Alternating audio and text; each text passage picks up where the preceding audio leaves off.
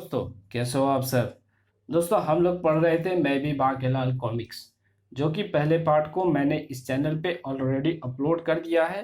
पहले पार्ट में मैंने 26 पेज तक कवर कर लिया था।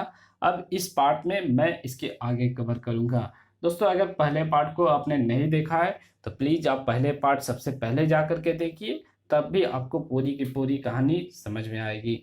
तो आपसे रिक्वेस्ट है, पहले पार्ट को पहले मेरे चैनल पे जा कर के देख लीजिए, तभी इस कॉमिक्स को शुरू कीजिए। तो चलिए, मैं भी बाकेलाल का पार्ट 2 शुरू करते हैं।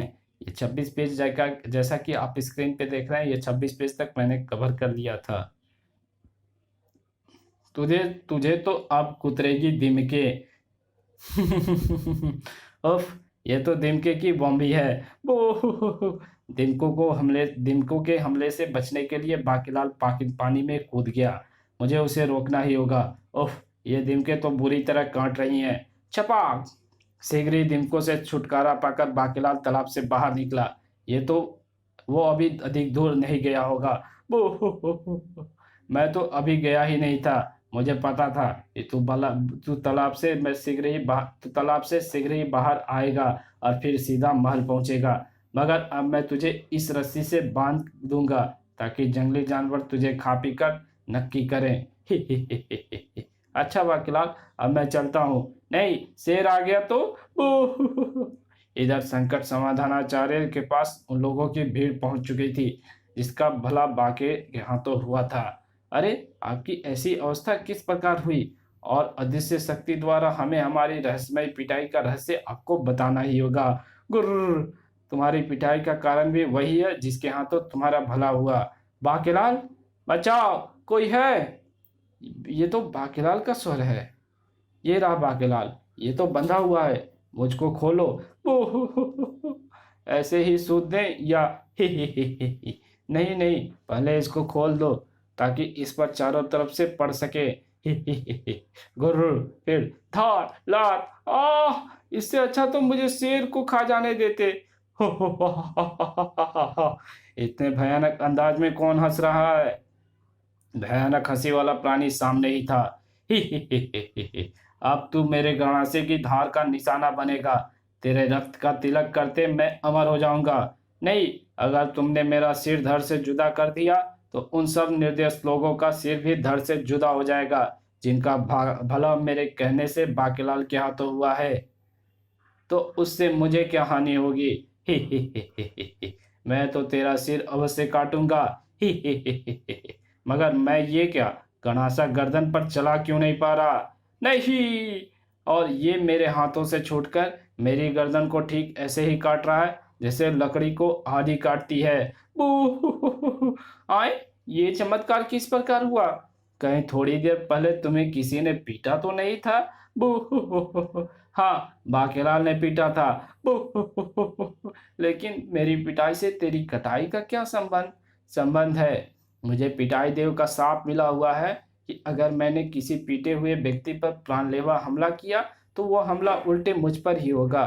ता फिर हुन अप, ता फिर हुन तेरा की होऊंगा। हे। धन्य हो बाकेलाल, अब समझ में आया है कि बाकेलाल ने मेरी पिटाई क्यों की। वो तो मेरा भला करना चाहता था और भलाई का बदला बुराई और मैंने भलाई का बदला बुराई से दिया। वो बाकीलाल, हमें क्षमा कर दो। वो सब तो ठीक है, मगर अब मैं ठीक कैसे होऊंगा? उसकी चिंता मत करो बाकीलाल, मैं तुम्हारे साथ हूँ। हुन अप्पादा की हो। बाके का प्रतिरूप बाकेलाल के अंदर समाई बुराई का प्रतीक था। राजा के खिलाफ कोई भी षड्यंत्र बनाने से पूर्व पहले मुझे इस बात की तसल्ली कर लेनी होगी कि मैं जिसका भी बुरा करूंगा उसका बुरा ही होगा। सहसा बाकेलाल ठिठक कर रुक गया। राक्षस गदा मार के हाथों अब तू बचकर नहीं जा सकती। शक्ति? मगर मैं तो सकता हूँ। मेरा मतलब तू भले ही राक्षस सही, मगर भाषा का उच्चारण तो ठीक कर। तुझे स्त्रीलिंग और पुल्लिंग का भेद तो पता होना ही चाहिए। गुर्र, हिल्ला मत, मैं तेरा कचूमर बना दूंगा। ये तुमने क्या किया? तुम अपने स्थान से क्यों हिले? उड़ा दी ना मक्खी? कितने मुश्किल से ढूंढा था उसे। अगर तुम अपने स्थान पर खड़े रहते तो तुम्हारी नाक पर बैठी मक्खी का मैं कचूमर बना देता। ओह, तो तुम मक्खी से कह रहे थे। अब तुम मुझे 100 मक्खियों का पता बता, वरना मैं तेरा सिर तोड़ता हूँ। पहले ये बता कि तुम मक्खियों को क्यों मार रहे हो। मेरी आयु बहुत छोटी है। मुझे आयु देव ने ये रहस्य बताया है कि यदि मैं 50 लाख मक्खियाँ, 1 करोड़ कीड़े पतंग, 50 लाख मेढक, 25 करोड़ मछलियाँ, 2 करोड़ कीकड़े, 5 करोड़ केंचुए, 50 करोड़ कछुए और 20 लाख तितलियों को मार डालूं तो उनकी आयु मुझे लग जाएगी और मेरी आयु लंबी हो जाएगी। लेकिन मैं अभी तक एक मक्खी भी नहीं मार पाया। इस प्रकार तो मेरी तेरी आयु तेरी जितनी आयु शेष बची है वह सब कीड़े मकोड़े मारते ही गुजर जाएंगे। तो मुझे पाठ ना पढ़ा और जल्दी से 100 मक्खियां मरवा, वरना था मैं तेरी खोपड़ी का कीमा बना डालूंगा। गुर्र। 100 क्या, तो 1000 मक्खियां मारेगा। वो देख, वो रहा मधुमक्खी का छाता। वाह, ये तो हजारों हैं। अभी इनको गद्दा के एक ही प्रहार से ठिकाने लगाता हूँ। चलो, मुझे भी पता लग जाएगा कि मैं जिसका बुरा कर रहा हूँ उसका बुरा ही हो रहा है, या पहले की तरह भला। राक्षस गद्दा मार ने गद्दा मधुमक्खी के छत्ते पर दे मारी। तड़ाक, फचाक, धिन। फचाक की आवाज से तो ऐसे लग रहा है जैसे कई 100 मधुमक्खियां एक साथ मारी गई हैं। वो फचाक की आवाज छाता टूटने और शहद बिखरने की थी। गुर्र, काटो इसको, गुर्र, भिन। ओह, ये तो मुझे काट रही हैं।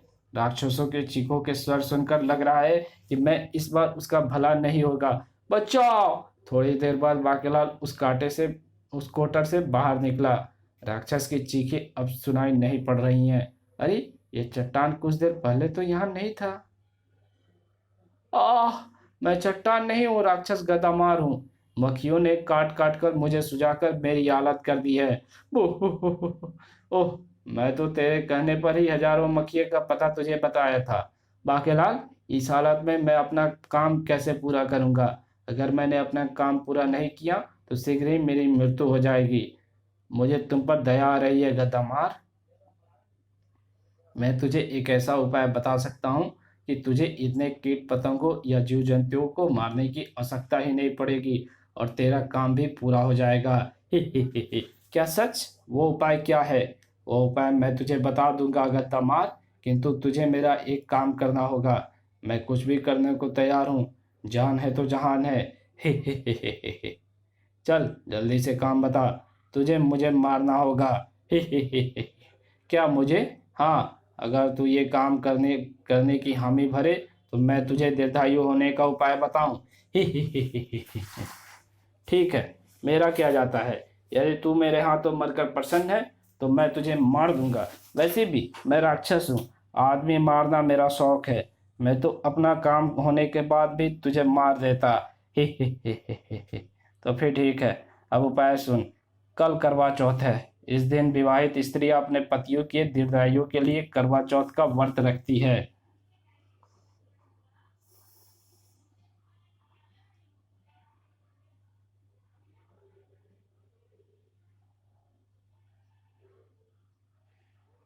करवा चौथ में स्त्रियां फिर करवा चौथ में स्त्रियां फिर रात को चांद देखती हैं और छलनी में अपने पति का थोबड़ा देखकर उसके हाथों अन्न या जल ग्रहण करके अपना व्रत भंग करती हैं, और ऐसा करते ही उनके पति की आयु लंबी हो जाती है। ध्यान से सुन राक्षस गद्दामार। कल राजा विक्रम सिंह की पत्नी रानी स्वर्णलता भी करवा चौथ का व्रत रखेगी और रात को चांद देखकर छलनी छलनी में राजा का दर्शन करेगी।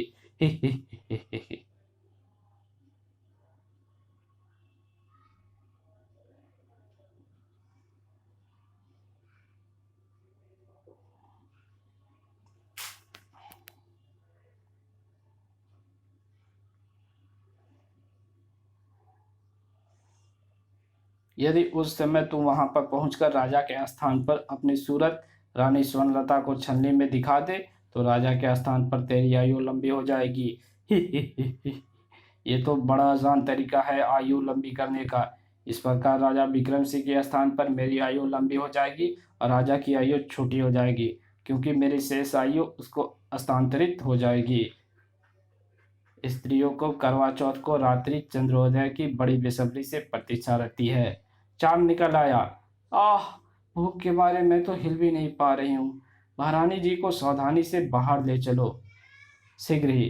प्रिय, अब शीघ्रता से चंद्र को अर्घ्य देकर छलनी में मुझे देखो, फिर मैं स्वयं तुम्हारे मुंह में अन्न और जल रखूंगा। दासियों, मुझे कसकर पकड़े रखना। प्रिय, क्या मैं तुम्हें छलनी में दिखाई दे रहा हूँ? हाँ, अरे ये क्या, छलनी के पार तो मुझे रोटी दिखाई दे रही है। रोटी? अरे अब मुझे दाल और दही का रायता दिखाई दे रहा है। प्रिय, ध्यान से देखो, मैं दिखाई दूंगा। अब मुझे वहां पर कभी सेव, कभी केला और कभी अमरूद दिखाई दे रहा है। ध्यान से देखो, भूख से दिमाग हटाकर निगाहों में मुझे बसाकर देखो प्रिय। अच्छा महाराज, चेष्टा करती हूँ। अब जा।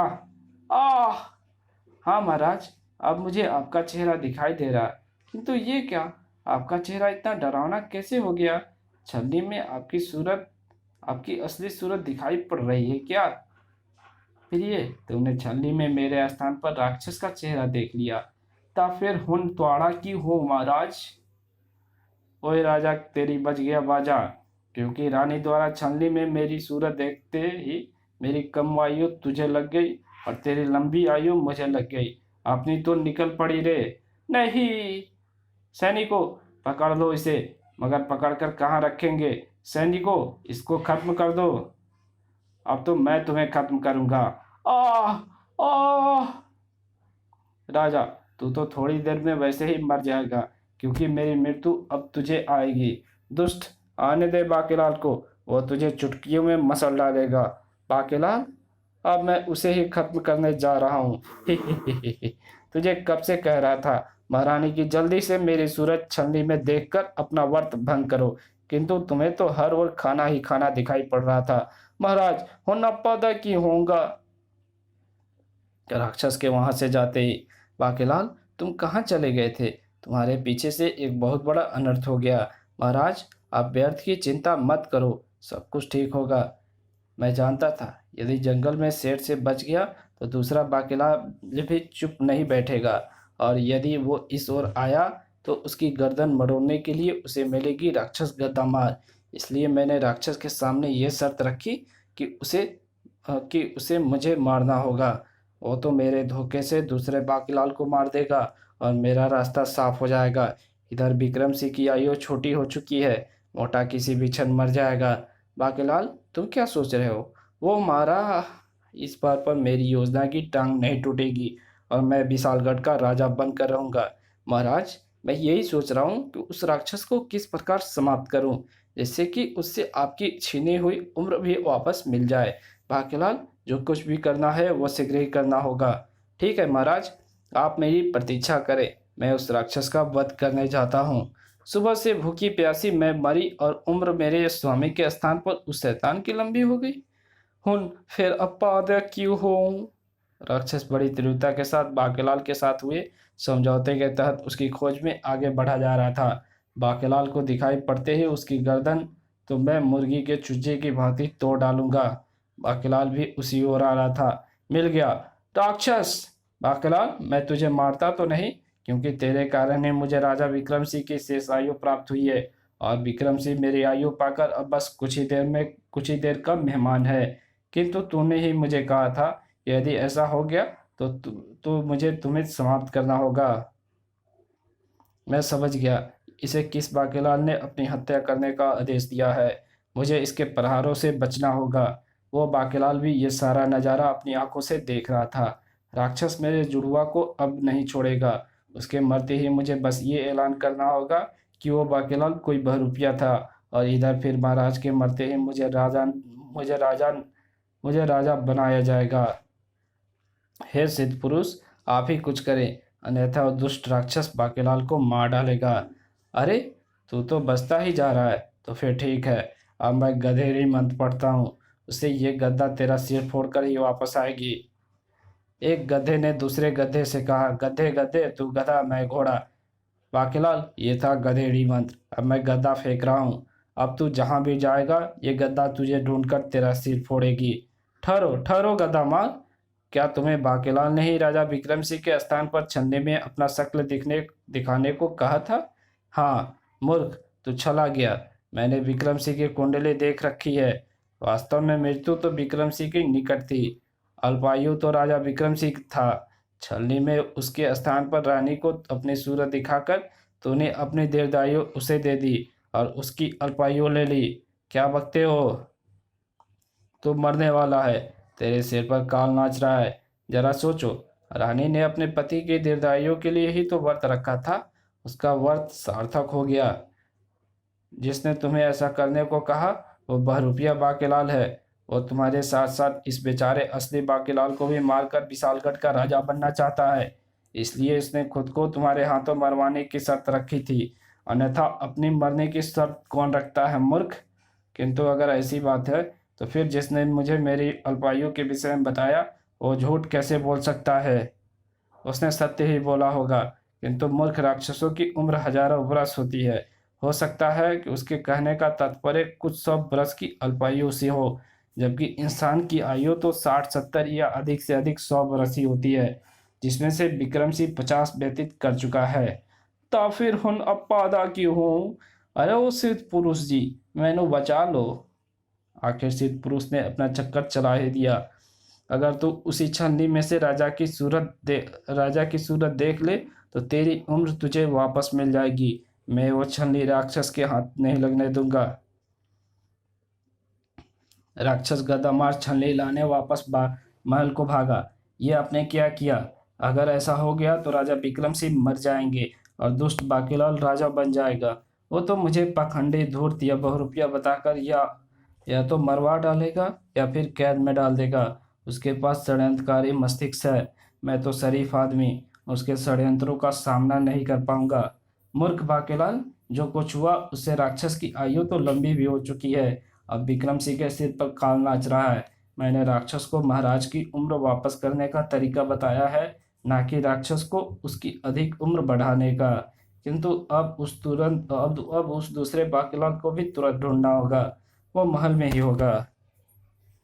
राक्षस को दिखाई पड़ा छल्ली लेकर भागा जाता बाकेलाल। बाकेलाल, वो छलनी मुझे दे दे धोखेबाज। नहीं बाकेलाल, ठहरो, छलनी लेकर कहाँ भागे जा रहे हो? राक्षस ने गदेरी मंत्र पढ़ा और गद्दा भागते बाकेलाल पर खींच मारी। आह! तड़ाक! राक्षस गदा मारने बाज की तरह झपटकर छलनी उठाई और चलो, यह भी अच्छा हुआ कि राजा भी यहीं पर उपस्थित है। दूसरे ही क्षण राक्षस गदामार ने छलनी में राजा विक्रम सिंह की शक्ल देख ली। बाप रे, जान बची। महाराज, ये राक्षस छलनी में हमें क्यों देखा है? हमें नहीं, शायद केवल तुम्हें। शायद इसका भी करवा चौथ का व्रत हो। शायद राक्षसों में पत्नी के स्थान पर पति और पत्नी का चेहरा देखना होता है, किंतु राक्षस मैली मलिन वो नीच नियत के होते हैं। इसलिए दुष्ट छलनी में अपनी पत्नी के स्थान पर पड़ोसी की पत्नी का, मेरा मतलब तुम्हारा चेहरा देखकर अपना व्रत भंग करना चाहता है। यह रहस्य मैं बताता हूँ। इस राक्षस ने धोखे से आपकी उम्र छीन ली थी महाराज, किंतु मेरे कहने पर इसने जब छलनी में आपकी सूरत देखी तो एक बार फिर आपकी उम्र इसकी उम्र में परिवर्तित हो गई। अब आप सुरक्षित हैं। अरे, एक और बाकेलाल? नहीं, हुण अपादा की हूँ। धाड़! मैं तो दोनों बाकेलाल को अलग किया था। अब मैं ही एक मंत्र पढ़कर इन दोनों को पुनः एक कर दूंगा। अब मैं मंत्र पढ़ता हूँ। ओ लेके पहला पहला प्यार, भर के आंखों में खुमार, जादू नगरी से आया है कोई जादूगर। इसी के साथ दोनों बाकेलाल फिर से पहले की तरह एक हो गए। वाह! ता फिर बाकेलाल दे एक पुच्ची पुच्ची पुच्ची, ही बेटा गर्ग, ही। इसी के साथ ये कहानी समाप्त होती है। मिलेंगे एक और नई कॉमिक्स के साथ, तब तक के लिए बाय।